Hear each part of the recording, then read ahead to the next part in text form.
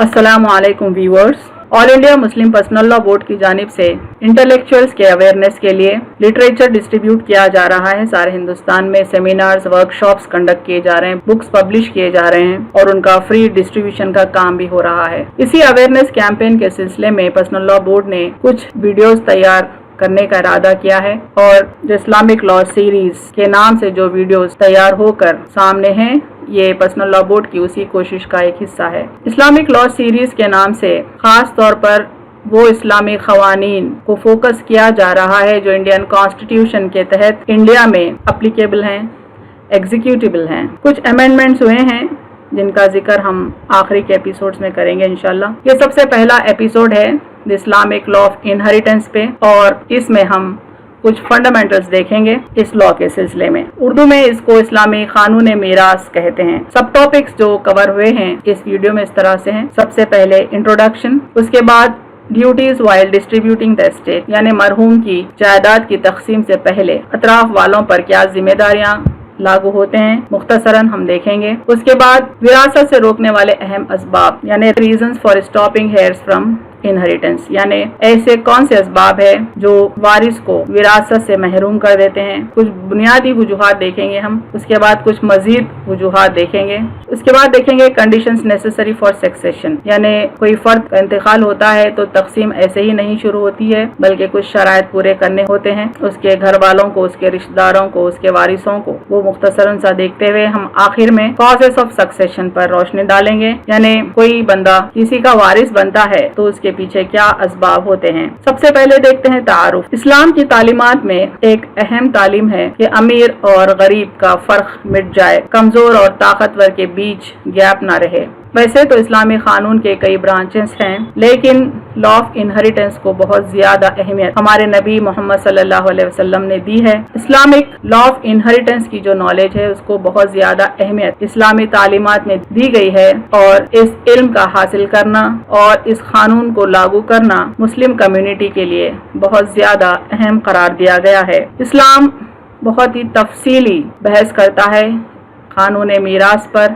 और बहुत ज्यादा इंस्ट्रक्शंस इस सिलसिले में मौजूद हैं और काफी तवज्जो की जरूरत है सब्जेक्ट को समझने के लिए, सीखने के लिए। मुख्तसरन कुछ मैथमेटिक्स भी लर्न करना पड़ता है। बहुत ही बेसिक मैथमेटिक्स है जो बच्चे प्राइमरी स्कूल में या अपर प्राइमरी स्कूल में पढ़ते हैं और इसी बुनियादी मैथमेटिक्स के सबब अक्सर लोग इस कानून मीरास से किनारा कशी करने की कोशिश करते हैं। हमारे नबी मोहम्मद सल्लल्लाहु अलैहि वसल्लम ने इस सब्जेक्ट को सीखने और दूसरों को सिखाने की तलकीन की है। कुरान की तालीम के साथ साथ इस हदीस को देखें। आप सल्लल्लाहु अलैहि वसल्लम फरमाते हैं, acquire the knowledge of the law of inheritance and teach it to the people, यानी कानून मीरास का इल्म हासिल करें और इसको दूसरों तक पहुंचाएं, दूसरों को सिखाएं। कुरान सीखें और दूसरों को सिखाएं। ये भी आपने ताकीद की है साथ में, क्योंकि मैं इस दुनिया से गुजर जाने वाला हूँ और एक वक्त ऐसा आएगा कि दुनिया से इल्म उठा लिया जाएगा और ये हालत इस कदर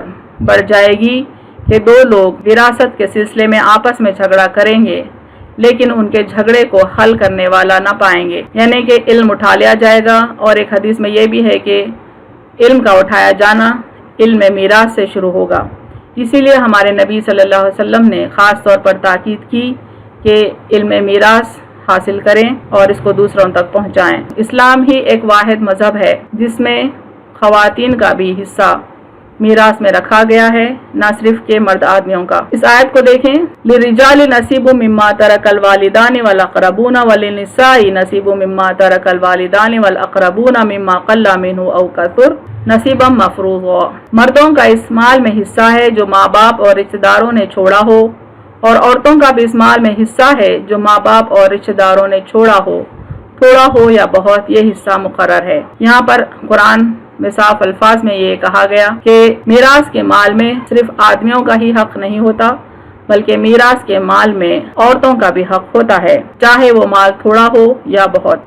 इस्लाम की तालीमात में ये भी शामिल है कि तकसीम के वक्त अगर कुछ ऐसे रिश्तेदार आएं जो ज़रूरतमंद हैं लेकिन हकदार नहीं हैं, या यतीम बच्चे और मिस्कीन लोग भी हाजिर हो जाएं कुछ उम्मीद लगाए हुए, तो अल्लाह ताला फरमाते हैं कि उनको भी मीरास के माल से कुछ दो اور ان سے معقول بات کہہ دو۔ اس آیت کو دیکھیں، وَإِذَا حَضَرَ الْقِسْمَةَ أُولُو الْقُرْبَى وَالْيَتَامَى وَالْمَسَاكِينُ فَارْزُقُوهُم مِّنْهُ وَقُولُوا لَهُمْ قَوْلًا مَّعْرُوفًا۔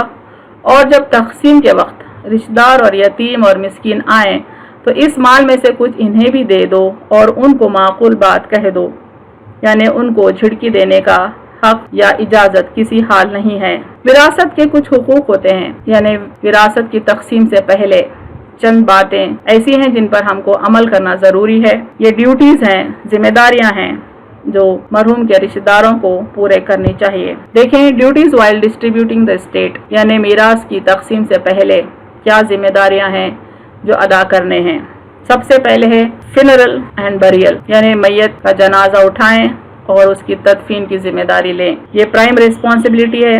اس کے بعد مرنے والے کے قرضوں کو پھٹایا جائے اور پھر اس کی جو وصیت ہے، جس کو انگلش میں ول کہتے ہیں، اگر وہ جائز ہے، ویلڈ ہے تو اس کو پورا کیا جائے اور پھر میراث کی تقسیم کی جائے۔ یہ ہے 4 حقوق میراث کے۔ ان کی تھوڑی تفصیل ہم دیکھتے ہیں۔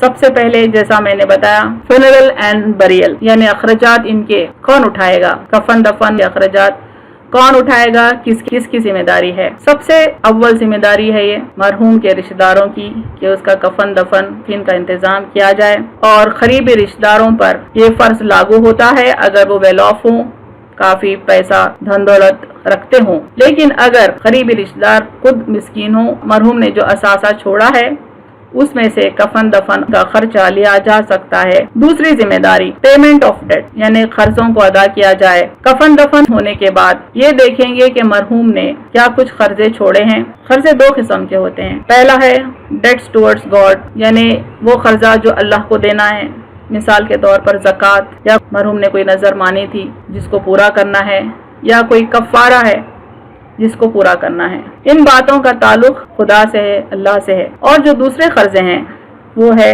لوگوں کے، مثال کے طور پر بیوی کا مہر ہو، یا جو عام قرضے آدمی لیتا ہے دوسروں سے۔ یہ 2 قسم کے قرضے ہیں جو وہ چھوڑ جا سکتا ہے۔ جہاں تک وہ قرضہ ہے جو اللہ کو پھٹانا ہے، یہ کمپلسری نہیں ہے۔ ہاں، اگر اس نے کوئی خاص وصیت کی ہو تو اور بات ہے، لیکن جو قرضے لوگوں کے ہیں جس پہ بیوی کا مہر بھی شامل ہے، وہ ادا کرنا کمپلسری ہے، ضروری ہے، فرض ہے۔ یہاں تک کہ اگر قرضے ادا کرتے کرتے سارا مال، سارا اثاثہ ختم ہی کیوں نہ ہو جائے، پھر بھی مرحوم کے رشتہ داروں پہ یہ فرض ہے کہ مرحوم کے قرضوں کو ادا کیا جائے مرحوم کے مال میں سے۔ تیسرا فرض مرحوم کے رشتہ داروں پر وہ ہے ایگزیکیوشن آف دا ول، یعنی اس کی وصیت کو پورا کیا جائے۔ قرضے ادا کرنے کے بعد یہ دیکھا جائے کہ کیا مرحوم نے کوئی وصیت کی ہے۔ وصیت کے سلسلے میں 3 شرائط کا ہونا ضروری ہے، تبھی وصیت پوری کی جائے گی۔ سب سے پہلی شرط ہے کہ وصیت اس کا ٹوٹل ایسٹ جو ہے، جملہ اثاثہ مال وغیرہ، اس کا 1/3 سے زیادہ یعنی 1/3 سے زیادہ کی وصیت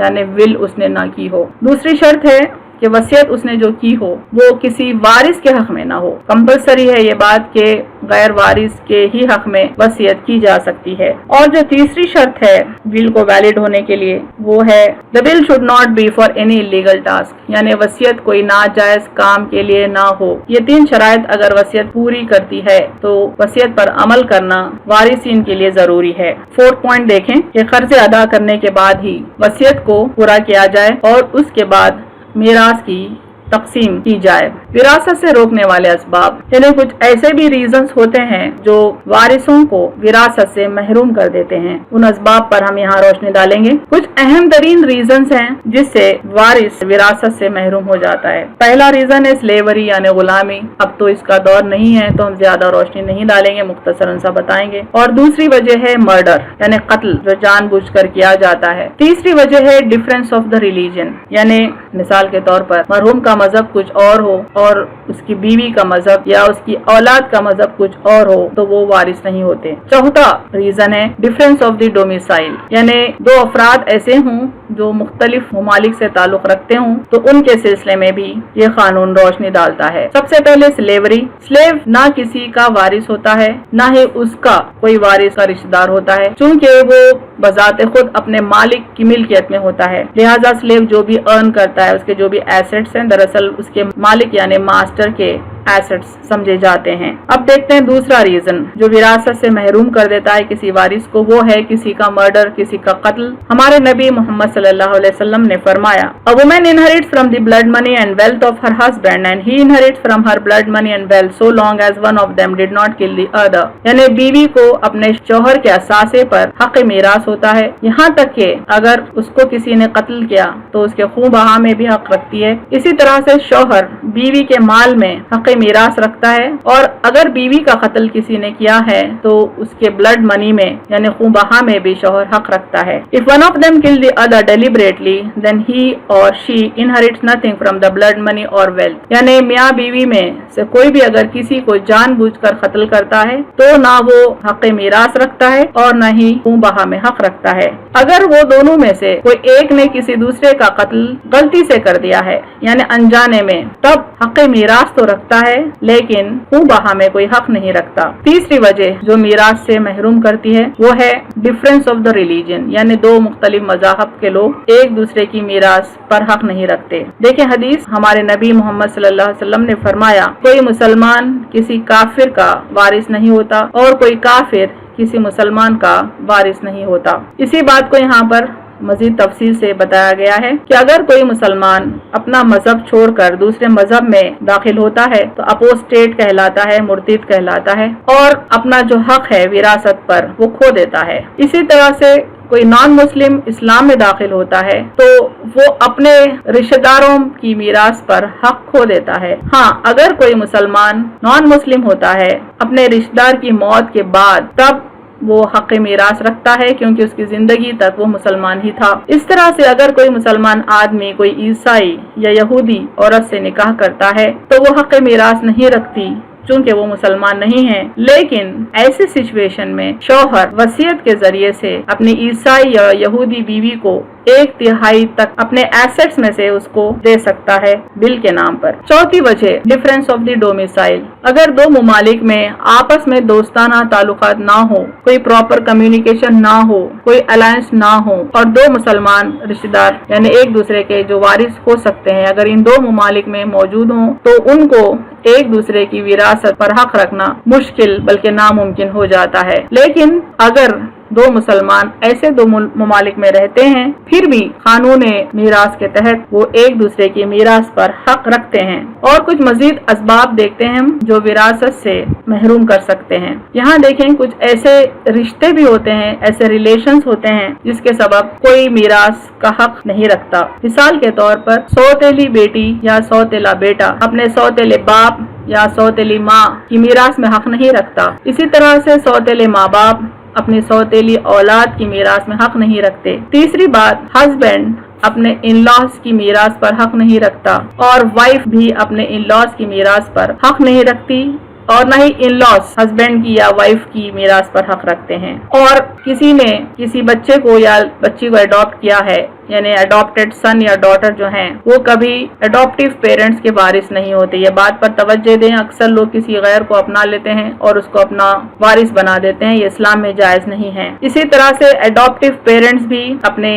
पालकड़े बच्चों के वारिस नहीं होते। विरासत की तकसीम के लिए कुछ जरूरी शराइत हैं, कुछ कंडीशंस हैं नेसेसरी, ये देखेंगे हम। यानी अगर किसी का इंतकाल होता है तो क्या शराइत पूरे होने चाहिए जिस पर मीरास की तकसीम मुमकिन है। सबसे पहली शर्त, हम किसी जिंदा इंसान के एसेट्स में हक मीरास क्लेम नहीं कर सकते। ये जरूरी है कि आदमी इस दुनिया से गुजर जाए तभी उसने जो माल छोड़ा हो उस पर उसके वारिस हक जता सकते हैं। ये जरूरी है कि उसकी मौत प्रूव्ड हो यानी उसका कोई सबूत हो। दूसरी शर्त है कि वारिस उस वक्त जिंदा हो, यानी जब किसी का इंतकाल हुआ है, समझें कि उसका बेटा वारिस है तो वारिस यानी बेटे का जिंदा होना बाप की मौत के वक्त जरूरी है ताकि बेटा विरासत में हक पाए। अगर बेटे का इंतकाल बाप के इंतकाल से पहले हो चुका हो तो बेटा हकदार नहीं होता, न ही बेटे की औलाद या बेटे के दूसरे रिश्तेदार हकदार होते हैं। हाँ, अगर बेटा जिंदा था बाप के इंतकाल के वक्त लेकिन मीरास की तकसीम में इतना वक्त गुजर चुका कि बेटे का भी इंतकाल हो गया तो बेटे के जो वारिस हैं वो बेटे का हक वसूल कर सकते हैं। और एक चीज है, प्रेगनेंसी के सिलसिले में कि एक आदमी का इंतकाल हो गया और उसकी बीवी प्रेग्नेंट है तो उसका जो फीटस है उसको लड़का समझते हुए उसका जो हक है اس کو محفوظ رکھنا چاہیے اور باقی کا حق دوسرے وارثوں میں تقسیم ہونا چاہیے۔ اگر وہ لڑکی پیدا ہوئی ہو تب باقی کا مال پھر سے ان وارثوں کو دے دینا چاہیے جو حق رکھتے ہیں۔ تیسری شرط، مرحوم نے کوئی اثاثہ، کوئی پراپرٹی کو چھوڑا ہو، یعنی اس کی جائز کمائی کی ہو۔ وہ پراپرٹی چاہے اینسیسٹرل ہو، یعنی بڑے لوگوں سے اس نے انہیریٹ کی ہو، یا اس نے خود کمائی ہو، یا موویبل ہو یا اموویبل ہو۔ ہر قسم کی پراپرٹی، ہر قسم کا اثاثہ اسلام میں انہیریٹیبل ہوتا ہے۔ ہاں البتہ حنفی فقہ میں رائٹس جو ہیں جیسا بزنس کانٹریکٹس وغیرہ یہ انہیریٹنس میں نہیں آتے، بلکہ دوسرے جو فقہ ہیں ان کی نظر میں کانٹریکٹس وغیرہ کے رائٹس بھی انہیریٹیبل ہوتے ہیں۔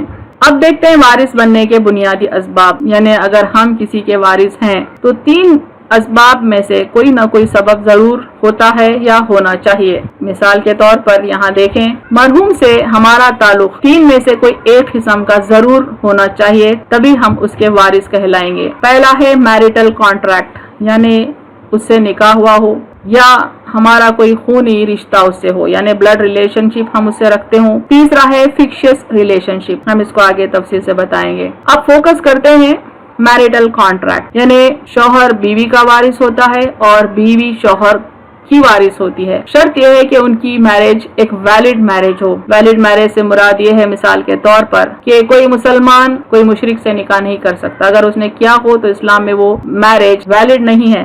تو یہ دیکھا جائے گا کہ کیا میرج ویلڈ ہے، اگر ویلڈ ہے تبھی بیوی شوہر کی اور شوہر بیوی کا حق میراث رکھتا ہے۔ دوسری بات، consummation of marriage is not necessary for inheritance, یعنی نکاح ہوا ہے، ابھی ودائی نہیں ہوئی لیکن شوہر کے انتقال ہونے کی خبر ملی، تب بھی بیوی حق میراث پاتی ہے۔ اور تیسری بات، اگر شوہر نے بیوی کو طلاق رجعی دی، یعنی ایسی طلاق جس کے بعد رجوع ہونا ممکن ہے اور بیوی عدت کے دن گزار رہی ہے، اس دوران اگر شوہر کا انتقال ہوتا ہے تب بھی وہ حق میراث رکھتی ہے۔ لیکن اگر طلاق بائن ہو، یعنی جس کے بعد رجوع نہیں کیا جا سکتا، تو ایسی طلاق کی عدت میں شوہر کا انتقال اگر ہوتا ہو تو بیوی حق میراث سے محروم رہتی ہے۔ یاد رکھیں خلا بھی طلاق بائن کے مثل قرار دیا گیا ہے، جس میں عدت کے دنوں میں شوہر بیوی سے رجوع نہیں ہو سکتا۔ اور آخری بات، اگر بیوی عیسائی ہو یا یہودی ہو تو وہ حق میراث نہیں رکھتی، لیکن اگر وہ عدت کے دنوں میں بھی مسلمان ہوتی ہو اور پھر ڈائیورس ریووکیبل ہو تب وہ حق میراث رکھے گی۔ دوسرا سبب ہے وارث کہلانے کا یا وارث بننے کا، وہ ہے بلڈ ریلیشن شپ۔ باپ سے اپنے بچوں کا جو ریلیشن شپ ڈیولپ ہوتا ہے، جو نسل قائم ہوتی ہے، اس کے لیے چند شرائط ہیں۔ حنفی فقہ میں منیمم گیسٹیشن پیریڈ 6 لونار منتھس ہے اور میکسیمم گیسٹیشن پیریڈ ہے 2 سال، یعنی پریگنینسی کا منیمم ڈیوریشن 6 منتھس اور میکسیمم 2 ایئرز ہو تو اس بچے کو جائز یا لیجیٹیمیٹ کہا جاتا ہے۔ 6 مہینے سے کم پیریڈ کی پریگنینسی ہو یا 2 سال سے زیادہ کی ہو تو ایسے بچے کو الیجیٹیمیٹ کہا جاتا ہے۔ اور الیجیٹیمیٹ چائلڈ یعنی ناجائز بچہ کبھی باپ کی میراث کا حق نہیں رکھتا اور نہ ہی باپ اس بچے کی میراث کا حق رکھتا ہے۔ ہاں لیکن ایسا بچہ یعنی ناجائز بچہ اپنے ماں کی میراث میں حق رکھتا ہے اور ماں بھی ناجائز بچے کی میراث میں حق رکھتی ہے۔ تیسری وجہ جس سے کوئی وارث کہلاتا وہ ہے فکشیس ریلیشن شپ، جس کو ولا کہتے ہیں۔ ولا کے معنی ہیں فرینڈشپ اور اسسٹنس، یعنی دوستی یا کوئی ہم کو کچھ اسسٹنس دیتا ہے، سپورٹ دیتا ہے تو یہ تعلق قائم ہوتا ہے۔ اس تعلق کی بنیاد پر بھی کوئی وارث بن سکتا ہے۔ حنفی فقہ میں 2 قسم کی ولا ہوتی ہے، ایک تو ماسٹر آف مینومیٹڈ یعنی لبریٹڈ سلیو، یعنی اگر کوئی مالک اپنے غلام کو آزاد کرتا ہے، اس کے بعد اگر غلام نے کافی مال جمع کیا، کافی پراپرٹی بلڈ کیا اور غلام کا کوئی رشتہ دار نہ ہو اور ایسی حالت میں غلام کا انتقال ہوتا ہے تو مالک اس کا وارث کہلائے گا۔ اسی طرح سے اگر مالک کا کوئی رشتہ دار نہ ہو لیکن ایک آزاد کردہ غلام ہو تو مالک کی ساری پراپرٹی کا وارث وہ غلام ہوگا۔ اور دیکھیں سکسیسر بائی کانٹریکٹ، یعنی اگر کوئی لاوارث ہو، اس کا کوئی رشتہ دار نہ ہو تو اس فرد کو یہ حق پہنچتا ہے کہ کسی کو اپنی مرضی سے وارث قرار دے دے، اس کو کہتے ہیں سکسیسر بائی کانٹریکٹ۔ وآخر دعوانا ان الحمد للہ رب العالمین۔